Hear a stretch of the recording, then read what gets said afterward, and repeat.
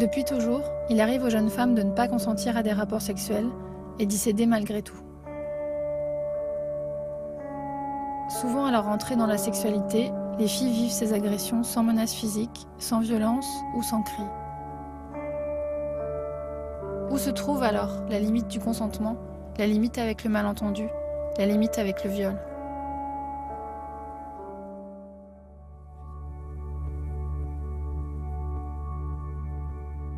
J'avais 16 ans. Donc il y a eu le festival d'Aurillac. C'est la première année que j'avais le droit de le faire en fait toute seule.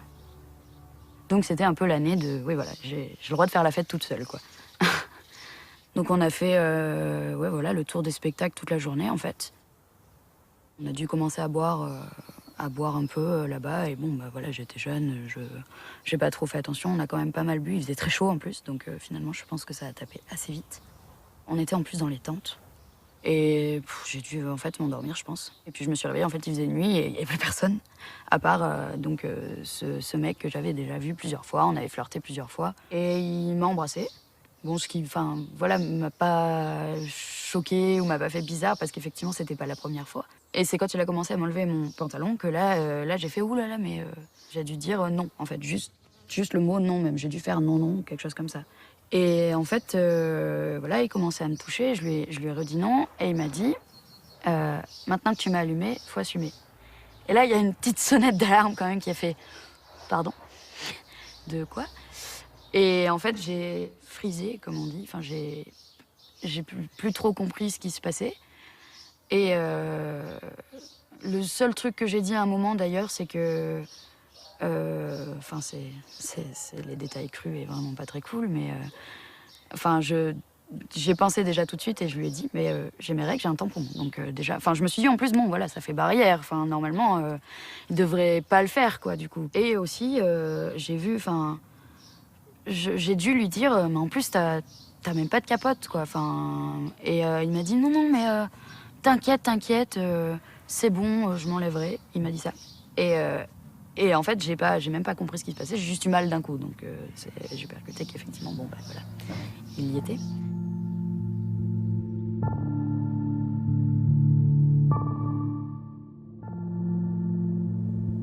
J'avais 17 ans. Je venais de passer mon BAFA. Et donc, tu sais, quand tu fais des soirées dans les maisons, tu dors un peu où tu peux, quoi. Donc, des fois, tu dors sur un canapé, sur un matelas. Et là, il se trouve qu'il y avait un lit de place dans une alcôve. Et donc, je me suis couchée là. Et il y avait un autre gars qui s'est couché là. Je suis allongée dans ce lit, donc je dors. Hein. Je suis dans le lit pour dormir. Lui, il est dans le lit pour dormir aussi, en théorie. Donc, je suis allongée là. Et donc là, le mec se rapproche de moi. Il met sa main dans ma culotte, en fait. Je suis allongée sur le dos et là, je peux pas bouger. Je bouge pas, je dis rien, je fais rien. Le mec, il a sa main là contre mon sexe et il se passe rien du tout, quoi. J'étais comme paralysée, en fait, vraiment. Même pire que paralysée, je pense que j'étais tétanisée, quoi.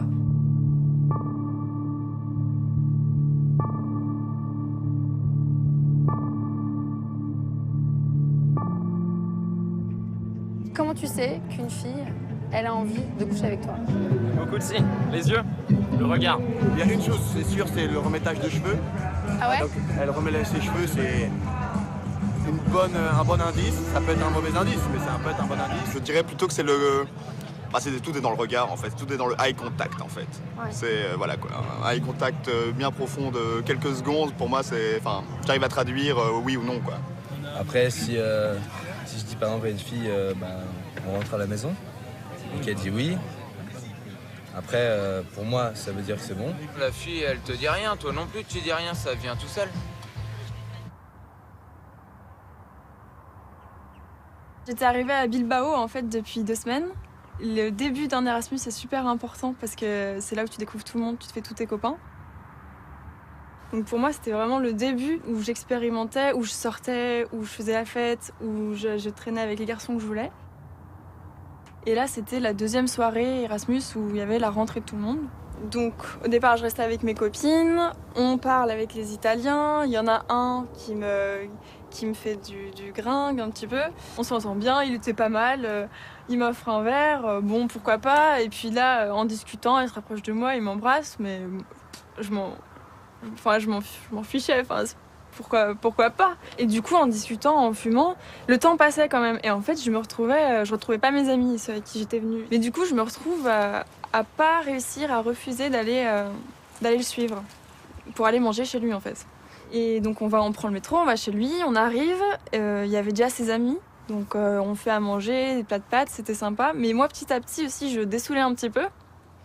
Et je me rendais compte que le gars c'était aussi, même s'il était mignon, voilà, c'était vraiment pas mon type. Enfin, donc voilà, mais je m'habille, je mets mon manteau, je mets ma veste, et je dis, je fais la bise à tout le monde, et je dis bon bah salut, à plus. Donc là il me prend par la main, et il m'emmène dans sa chambre, et il commence à m'embrasser. Voilà. Et moi, je lui dis non, mais je m'écarte doucement, gentiment. Et je lui dis non, vraiment, j'aimerais mieux rentrer chez moi. Mais je me souviens le voir au-dessus de moi, comme ça, en train de me déshabiller. La personne, il était plus grand que moi. Il était plus costaud que moi. Et en fait, même physiquement, tu vois, je me disais, mais si je le repousse... Enfin, en fait, il y a une espèce... À un moment donné, j'ai eu peur. Je me suis pas dit que si je le repoussais ou quoi, il allait me laisser partir en fait. J'avais peur vraiment que ça devienne pire, que ça devienne de la violence ou... Enfin, pas vraiment qu'il me frappe quoi que ce soit, mais qu'il me force. Genre encore plus fort quoi.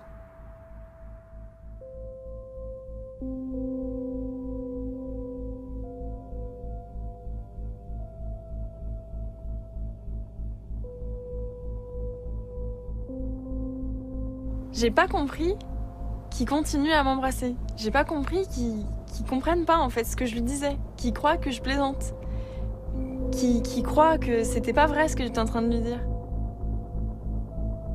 Parce que je lui ai dit 2, 3 fois gentiment, mais je dis non, j'ai envie de rentrer chez moi.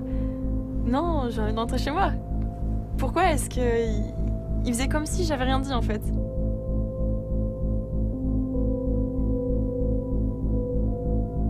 En fait, il y a un moment où tu te dis, c'est pas grave, vaut mieux faire ça vite, après tu t'en vas, oublier, que s'opposer en fait.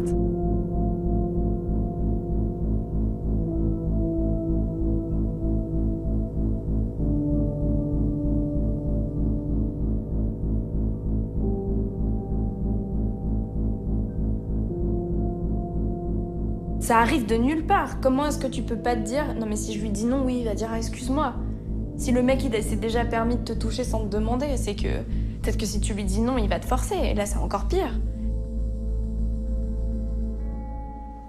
Est-ce que toi, tu peux me dire si ça t'est déjà arrivé de coucher avec une fille bourrée? Ouais, la plupart du temps, c'est bourré, mais pas toujours. Sur la façon d'aborder, on est plus libéré, donc... Et c'est souvent dans des bars où on veut rencontrer des gens, quand on est sous, ça vient plus rapidement. Mais après, dans l'acte en soi, pas grand-chose. Peut-être qu'on s'en rappelle pas le lendemain matin, ça peut arriver. Mais non, dans l'acte, c'est chouette, c'est pareil. Ça nous déconnecte d'une pression ou quelque chose comme ça. Et on va être plus ouvert et dire les choses franchement. Donc je pense que ça peut même être positif d'être sous. Je pense que c'est pas trop facile de dire vraiment on fait l'amour, on baise ou des trucs un peu violents quoi. C'est souvent plus sous-entendu on va dire. Du coup, toi, tu préfères quand ça se passe comment? T'aimes mieux quand la fille elle est plus verbale ou tu préfères quand c'est un peu... Ah non, je préfère quand c'est plus sous-entendu. Ouais, sinon c'est trop... Un peu de poésie quoi, un peu de théâtre, un peu de jeu quoi, sinon c'est pas drôle.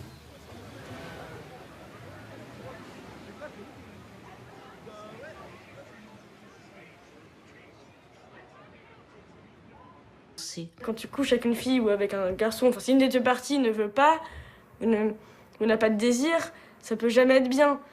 Et j'ai fait juste l'étoile de mer et j'ai voulu...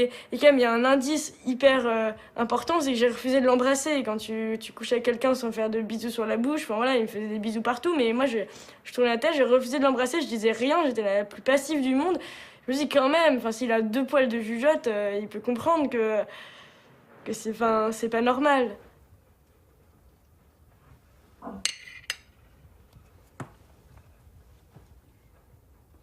Je suis partie en Tunisie parce que j'avais un ami qui travaillait pendant 1 an à Tunis et du coup qui me proposait d'aller le visiter. Je fais partie d'un groupe d'amis du lycée et on était censé y aller à 4 et au final je me suis retrouvée à y aller toute seule. J'étais vraiment très reconnaissante en fait parce qu'il avait été très à l'écoute, il m'avait préparé un super voyage, enfin, c'est vraiment le meilleur ami qu'on puisse avoir à ce moment-là quoi. C'était une super nuit, on était dans une maison d'hôtes et c'était en fait dans une grotte taillée dans la pierre dans le désert. On s'est couché, on s'est dans le même lit. Mais en fait, ce qu'il faut dire, c'est qu'en Tunisie, quand tu voyages avec un garçon et une fille, si t'es pas marié, enfin, je sais pas trop si c'est carrément marié, mais si t'es pas ensemble, c'est pas possible en fait. Et on s'est endormis. Et là, j'ai senti sa main sur mon ventre et j'ai dit non, très clairement, non, arrête, voilà et tout. Et il a insisté, c'est bon, je suis ton ami, on se connaît depuis super longtemps, il n'y a pas de conséquences, on s'en fout, on se prend pas la tête, on est en vacances. Voilà, fais pas chier quoi, en gros. Enfin, c'est vraiment, c'est un peu pourquoi tu veux pas. En fait, le non ne suffit pas. Il faut expliquer. C'est pourquoi tu veux pas. T'as pas de raison de dire non quoi. Il a beaucoup insisté. Hein. Ça a duré combien de temps à peu près? Je sais pas. Du coup, le lendemain, j'en ai parlé aussi à mes 2 amies italiennes de Bilbao. Sans dire c'est sa faute, c'est ma faute, j'étais même pas dans cette idée-là, mais juste en disant bah ça m'est arrivé ça, j'avais pas envie, c'était vraiment horrible et tout. Et les filles m'ont dit mais qu'est-ce que tu dis, enfin en italien, qu'est-ce que tu dis, tu voulais pas? Mais bien sûr que si, tu voulais, t'étais dans sa chambre. Du coup j'ai pas compris, j'ai laissé tomber. Pendant 1 mois j'ai laissé tomber, j'ai fait bon. J'en ai parlé à 2-3 amis aussi sur Facebook, c'était la même réaction. Mais t'aurais dû lui dire non, t'es sûr que tu voulais pas, quand même, t'étais chez lui. Enfin, à pas me croire en fait. J'y pensais souvent, mais c'était vraiment par émotion. En fait, ça me dégoûtait. C'est comme quand tu vois un film ou tu vois une scène qui te marque et des fois ça te passe dans la tête en mode. Enfin, c'était plus ça. Je ressentais le malaise et enfin le mal-être plutôt, mais. Oui, je me disais pas, c'est parce que j'étais pas d'accord. Je me disais surtout, c'est parce que le sexe était nul et il m'attirait pas. Et en fait, je l'ai revu quand même plusieurs fois. C'était un peu dur pour moi de le revoir. Déjà parce que je savais pas vraiment ce qui s'était passé. J'arrivais pas à mettre un mot dessus. Pour moi, c'est moi qui avais un peu déconné un moment parce que j'étais saoule, parce que j'avais pas dit non très fermement et je l'avais pas poussé, je lui avais pas dit non, j'ai pas envie. Vraiment dit comme ça, quoi. Donc il y avait ça, il y avait le fait qu'il me plaisait.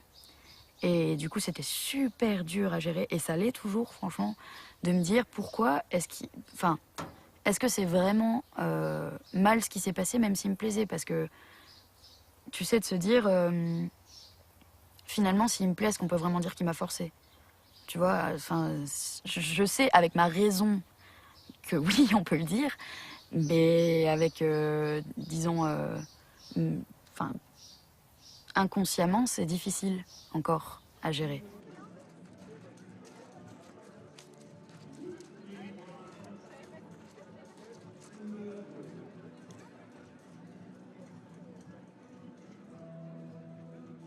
Enfin, ça m'est déjà arrivé d'être dans cette situation où je voulais aller plus loin et elle non. Et donc, on a fait la première partie, si vous voulez. Et donc là, du coup, ah mais non, je fais pas, machin et tout.